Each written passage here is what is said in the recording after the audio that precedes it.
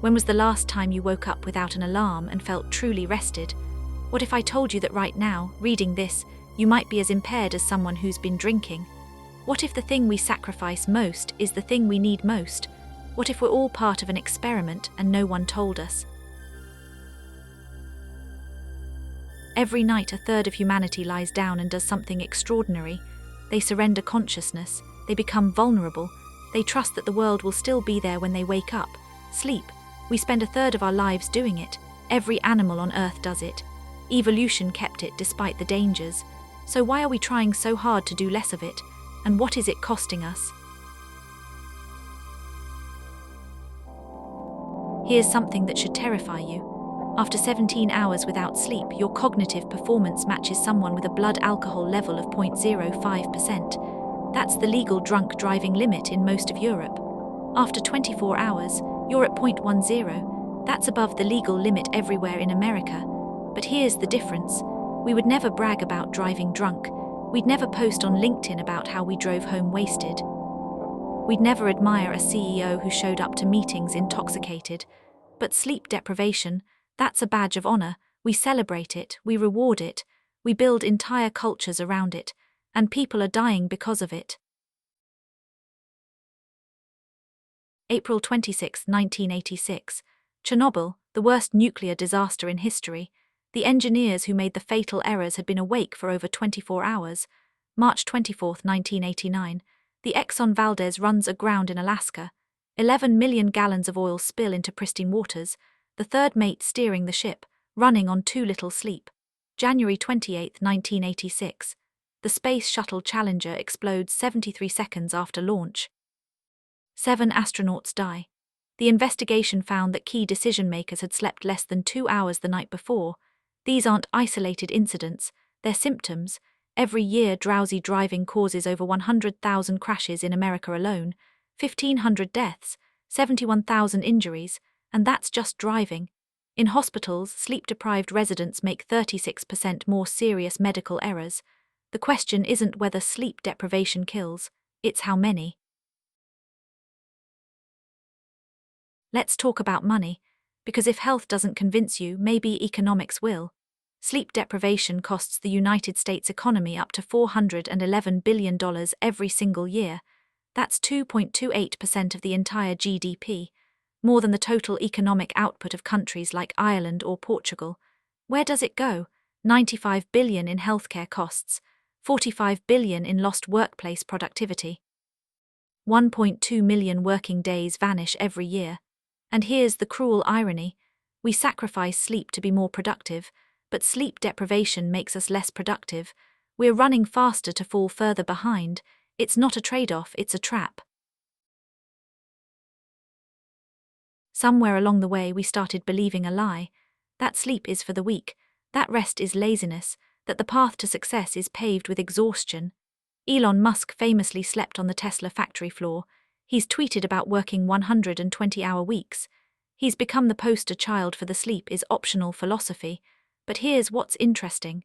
Jeff Bezos, who built the most valuable company on Earth, prioritizes 8 hours of sleep. He says it makes him think better, have more energy, and his mood is better. Arianna Huffington was the ultimate hustle culture success story, until 2007 when she collapsed from exhaustion.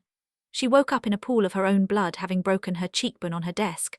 That wake-up call literally changed her life. She now calls sleep deprivation the new smoking. So who's right?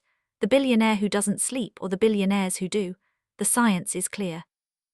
The sleepers win, not despite their rest but because of it. But the hustle culture lie persists, because it serves someone's interests, just not yours.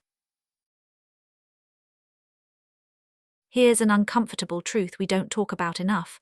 Sleep is becoming a privilege. If you work multiple jobs to pay rent, when do you sleep? If you live near a highway or in a noisy neighborhood, how do you sleep? If you work night shifts and someone has to, what happens to your circadian rhythm? Studies show that people in lower income brackets sleep significantly less than the wealthy. Not by choice, by circumstance. The same society that tells you to just sleep more is the one that makes it impossible for millions to do so. Sleep isn't just a personal responsibility, it's a systemic issue. And then there are the children. Teenagers undergo a biological shift. Their circadian rhythms naturally push later. They're not lazy, they're wired to fall asleep later and wake up later. We know this, the science is settled, and yet, most American high schools start before 8:30 a.m. Many start before 7:30. We're asking teenagers to learn calculus at a time when their brains are screaming for sleep. The results: higher rates of depression, anxiety, car accidents, lower grades. Worse health. When Seattle pushed high school start times from 7:50 to 8:45, students got 34 more minutes of sleep. Grades improved, attendance improved, the benefits were immediate and measurable. We have the data, we have the solution, we just don't do it. We are systematically sleep-depriving our children, and we call it education. So what is sleep really? What happens when we close our eyes? Sleep isn't passive, it's not your brain shutting down, it's your brain doing something extraordinary. Every night you cycle through stages: light sleep, deep sleep, REM sleep, each serves a purpose. During deep sleep your body repairs itself. Growth hormone surges, your immune system strengthens, memories consolidate. During REM sleep your brain processes emotions, it makes creative connections. It solves problems you couldn't solve awake. Scientists recently discovered that during sleep your brain literally washes itself. Cerebrospinal fluid flushes out toxins, including the proteins linked to Alzheimer's disease. Sleep isn't rest, it's maintenance, it's healing, it's essential. And when we skip it, we're not saving time, we're borrowing against our future. So what do we do? How do we fight back against a culture that wants us awake? It starts with you tonight. First, consistency. Your body craves rhythm.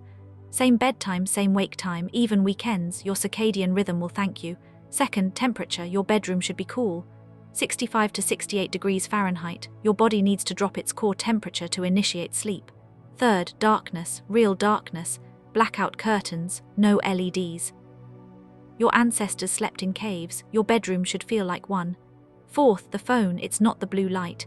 New research shows that's overblown. It's the psychological stimulation. The scroll, the notifications, the anxiety. Put it away an hour before bed. Better yet, put it in another room. These aren't hacks, they're not optimizations. They're just how humans are supposed to sleep. But personal change isn't enough. We need cultural change. We need to stop celebrating exhaustion. Stop treating sleep as weakness. Stop admiring people who brag about not sleeping. We need workplaces that respect boundaries, that don't send emails at midnight, that don't reward FaceTime over results. We need schools that start later. The American Academy of Pediatrics recommends 8:30 or later for middle and high schools. California made it law, others can follow. We need to recognize that sleep is not a luxury.